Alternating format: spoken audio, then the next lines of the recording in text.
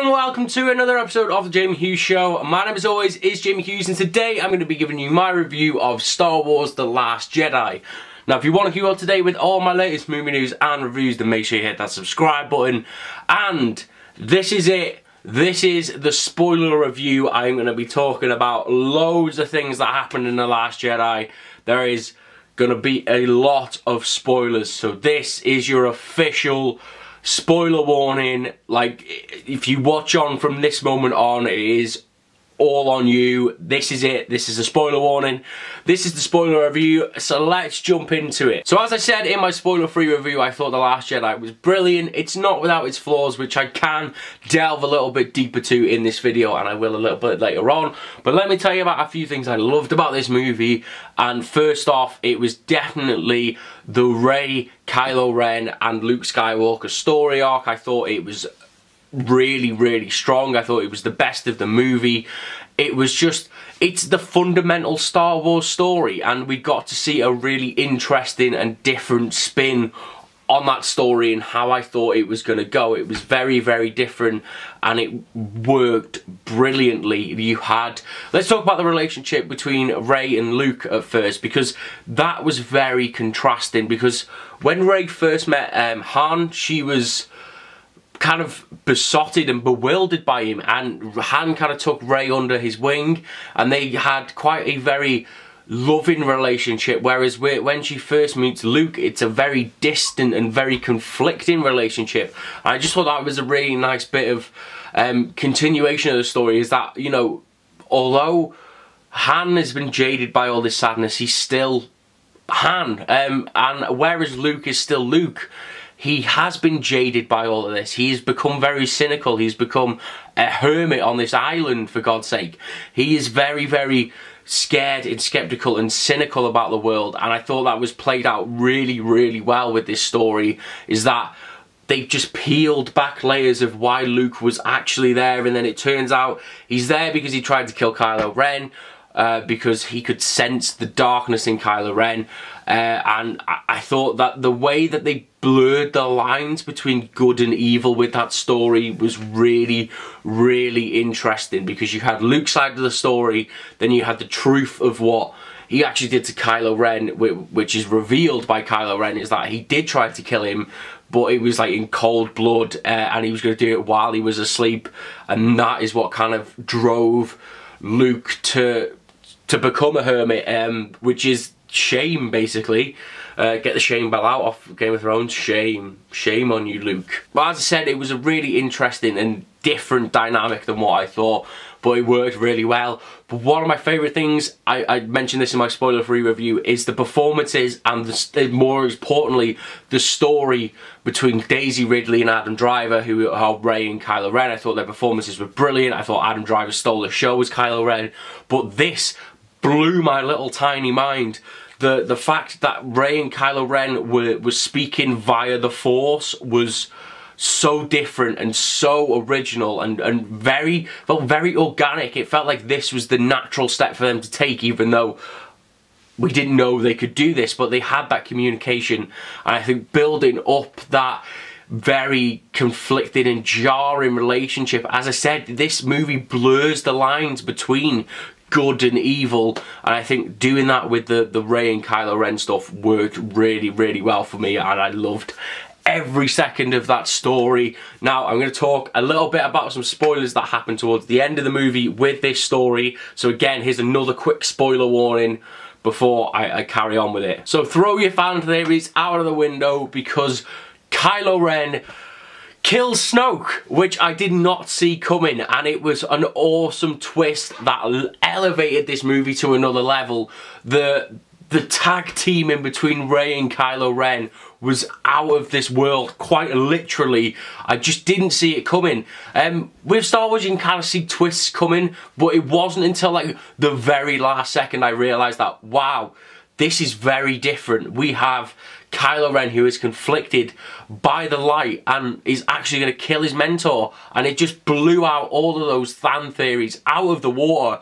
because Snoke is down. Snoke is dead. He's kaput, gone. He's out of this story now. He's not Darth Plagueis. He's not Luke Skywalker. He's not Anakin. Do you know what I mean? We don't know who he is. He's gone. The mystery just completely surrounds him.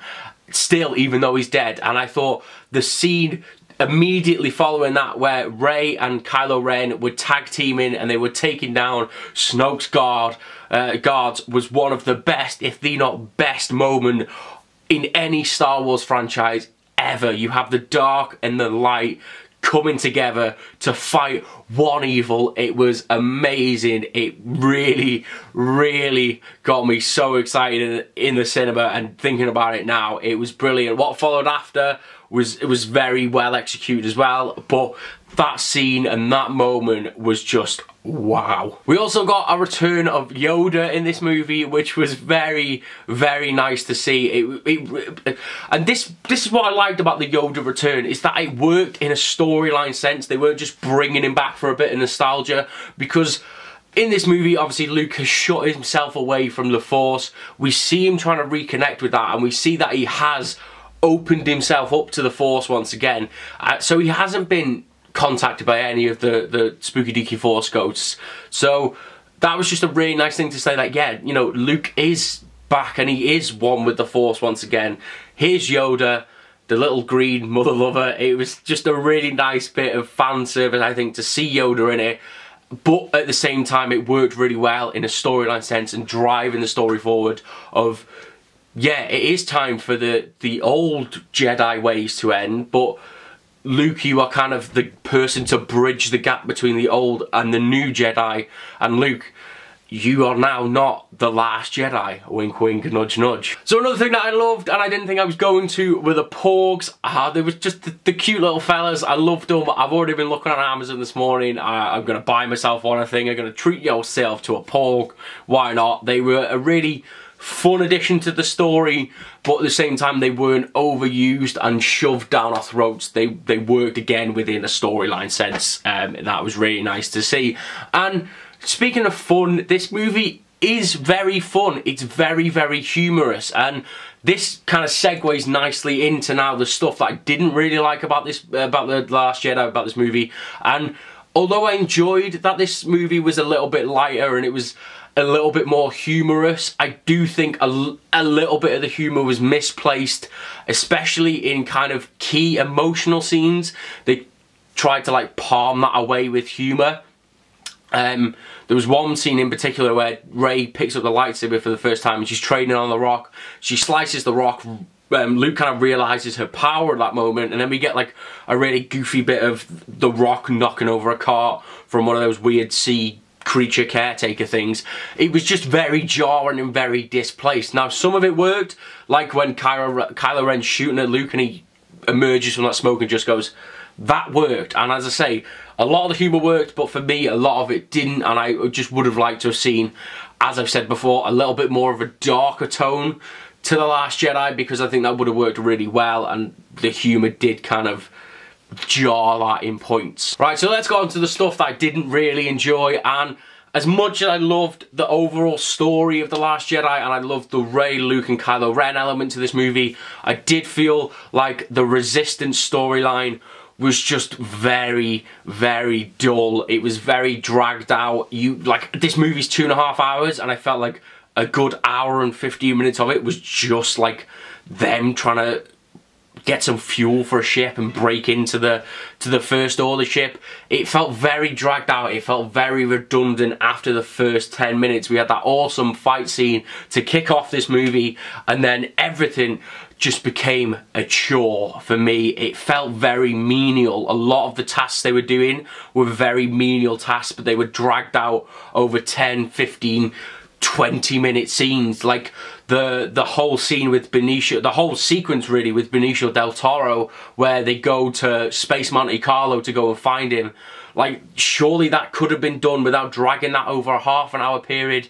Yeah, I know you're world building and it was really fun, but it just didn't need to be there. It didn't need to be that long. We didn't need all of this kind of pointless character development. I don't know, it just didn't really work, the whole Resistance storyline.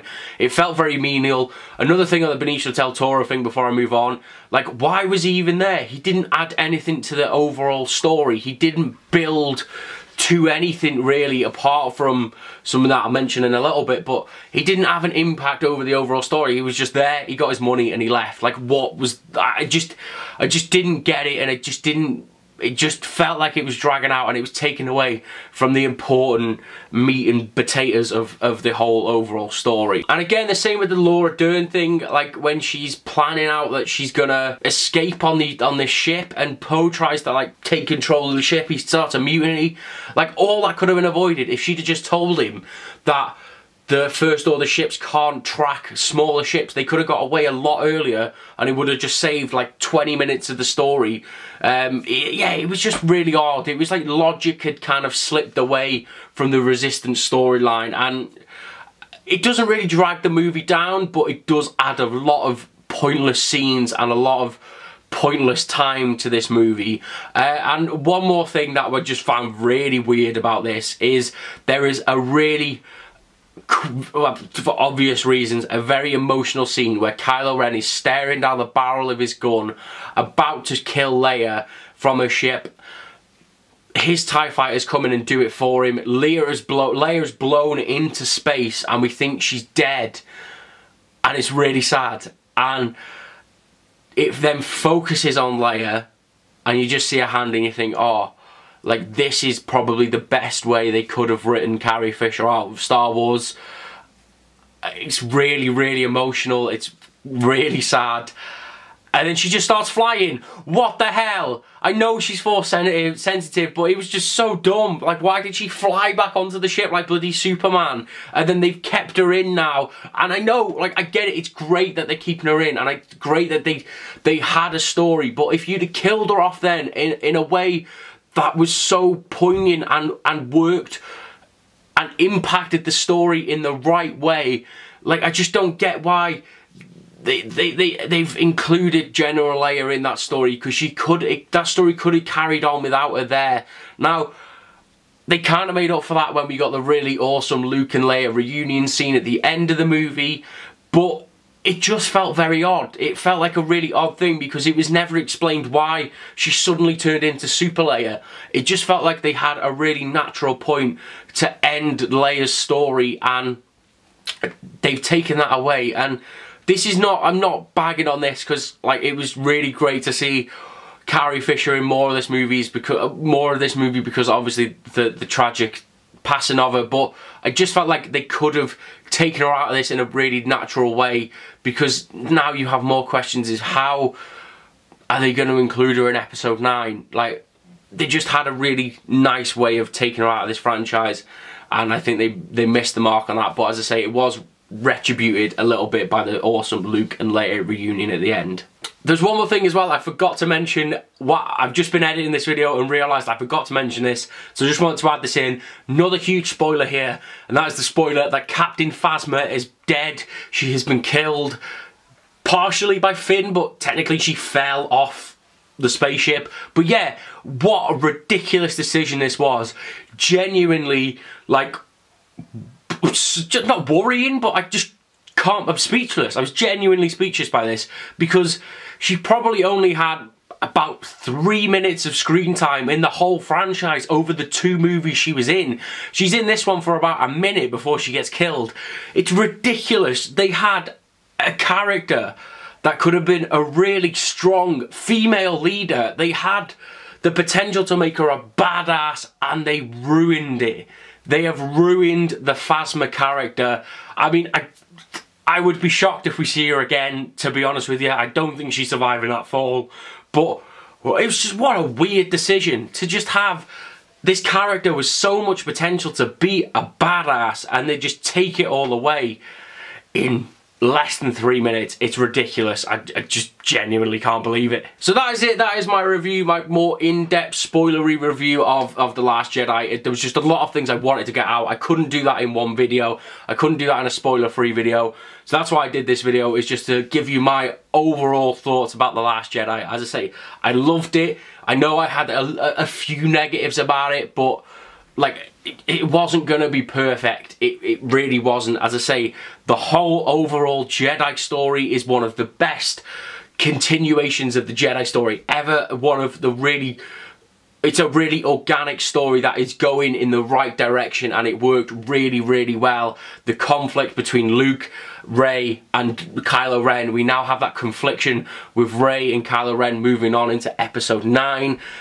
They are very much connected, which is awesome. It shut down a lot of fan theories, which I loved. We know that Rey's parents are nobodies now. Snoke is dead. What does that mean? Oh my goodness. But I just felt I was let down by the rest of the film. I felt like you could have condensed down all of the Resistance storyline into about 40 minutes instead of an hour and 20 minutes, and then just continued and focused on the meat and potatoes of the rest of the story. But anyway, that is my spoiler review for Star Wars The Last Jedi. If you have seen The Last Jedi, then let me know down in the comments below what you thought about it. Try and still keep it spoiler free because people read them. But thank you very much for watching this episode of The Jamie Hughes Show. I will see you in the next one. Ta-ra!